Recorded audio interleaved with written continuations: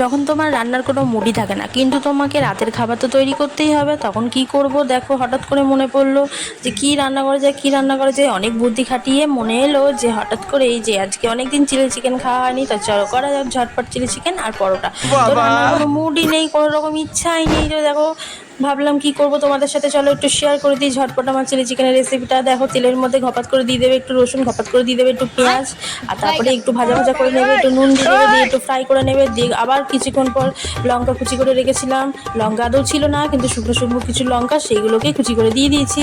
আর আমার যেগুলো গোলমরিচ ছিল না, কি করবো, লঙ্কায় দিয়ে দিয়েছি। তারপরে দেখো দিয়ে দিলাম একটু ক্যাপসিকাম, যাতে একটু ভাজা ভাজা ভাজা ভাজা হয়ে যায়।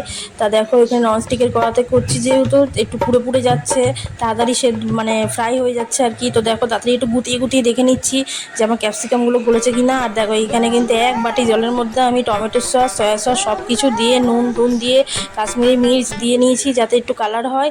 আর একটু বেশি জল পড়ে গেছিলো আর কি, যেহেতু আমার মুড নেই রান্না করার, কী করবো, করতেই হবে।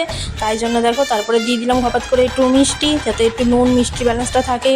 আর খেতে তো হবে বলো, তার জন্য একটু স্বাদ মতো না করলে হবে। তো দেখো এই যে একটু কুচিয়ে দেখে নিচ্ছি যে চিলি চিকেনটা আমার হয়েছে কি না ঠিক। তো হ্যাঁ, দেখছি একদম ভালোই হয়েছে।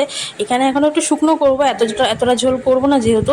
তো দেখো তারপরে একটু নাড়িয়ে চাড়িয়ে দেখে নিলাম। তো এই হচ্ছে আজকে আমার রাতের ডিনার, আর সাথে হচ্ছে পরোটা আর হচ্ছে চিলি চিকেনটা। তোমরা কে কী খেলে অবশ্যই কমেন্ট করো, আর ভালো লাগলে অবশ্যই লাইক।